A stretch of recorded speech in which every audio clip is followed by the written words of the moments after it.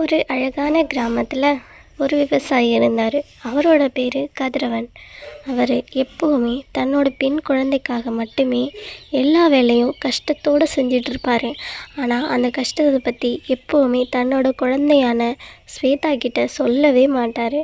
ஆனால் அந்த சிறுமியோ அப்பா என்ன கஷ்டப்படுறாங்க அப்படின்னு தெரியாமலேயே தன்னோட சிறுவர்களான தோழிகளோட விளையாண்டுக்கிட்டே ரொம்ப சந்தோஷமாக குழந்தைய வளர்த்துட்டு வர்றாரு. ஒரு நாள் காட்டுக்குள்ளே அவர் தனியாக போயிட்டு இருக்கும்போது பின்னாடி ஒரு உருவம் வர்றதை அவர் கவனிக்கிறாரு. இருந்தாலும் அது தன்னோட பிரமை தான் அப்படின்னு நினச்சிட்டு அவர் பாட்டுக்கு நடந்து போக ஆரம்பிக்கிறாரு. நடந்து கொஞ்ச நேரத்திலேயே பின்னாடி உள்ள உருவம் கிட்ட வர்றதை நெருங்க பார்த்துட்டு திடீர்னு பயந்து திரும்பி பார்க்குறாரு. அந்த இடத்துல ஒரு புலி ஒன்று நிற்கிது. அந்த புலியை பார்த்துட்டு ரொம்பவும் பயப்படுறாரு. என்னை ஒன்றும் செஞ்சிடாதீங்க, எனக்கு ஒரு பெண் குழந்தை இருக்கா, நான் தான் அவளை பார்த்துக்கிறேன், எனக்கு அவளை விட்டால் வேறு யாரும் கிடையாது, அவளுக்கும் என்னை விட்டால் யாரும் கிடையாது, அதனால் என்னை எதுவும் செஞ்சிடாதீங்க அப்படின்னு பயத்தோட புலிக்கிட்ட கேட்குறாரு.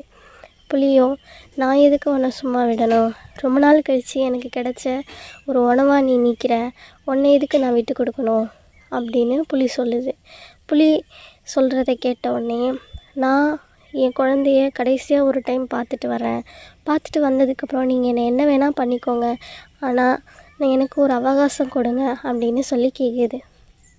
அதுக்கு அந்த புலி, சரி நீ போயிட்டு வா, ஆனால் நீ வரலை அப்படின்னா நான் அங்கே உன்னோட கிராமத்துக்கு வந்து உன்னையும் விட மாட்டேன், உன்னோட பொண்ணையும் விட மாட்டேன் சும்மா அப்படின்னு சொல்லி மிரட்டுது.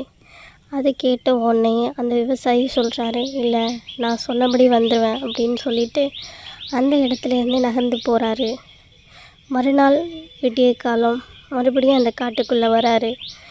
அந்த காட்டுக்குள்ளே வர்றதை பார்த்த புலி, பரவாயில்லையே, மனுஷங்க பொய் சொல்லுவாங்க, ஏமாற்றுவாங்கன்னு சொன்னாங்க, ஆனால் நீ உண்மையாக இருந்திருக்க, நீ சொன்னதை செஞ்சிட்ட அப்படின்னு சொல்லி பெருமையாக பேசுது. கொஞ்ச நேரத்தில் அந்த புலி அந்த மனுஷனை சாப்பிட்றதுக்காக கிட்ட நெருங்குது. ஒரு சமயம் யோசித்து பார்க்குது, இல்லை நீ ரொம்ப நல்லவனாக இருந்திருக்க, சொன்ன சொல் தவறலை, அப்படிங்கும்போது என்னால் உன்னை சாப்பிட முடியாது, இதே மாதிரி ஒரு நல்ல மனுஷனை கொன்னா எனக்கு தான் அது பாவமாக வந்து சேரும், அதனால் நீ இந்த காட்டை விட்டு இப்போவே வெளியில் போயிடு, நான் உன்னை எதுவும் செய்ய மாட்டேன் அப்படின்னு சொல்லுது. உடனே அந்த விவசாயி புலிக்கு நன்றியை சொல்லிவிட்டு தன்னோட மகளை பார்த்துக்கிறதுக்காக ரொம்ப சந்தோஷமாக கிராமத்தை நோக்கி வந்துடுறாரு. இந்த கதையிலேருந்து என்ன தெரியுதுன்னா, யார்கிட்டையும் பொய் சொல்லக்கூடாது, எப்போவும் உண்மையாக இருந்தோம் அப்படின்னா எவ்வளோ பெரிய கஷ்டமாக இருந்தாலும் அதுலேருந்து நம்ம வெளில வர்றது ரொம்பவும் ஈஸி.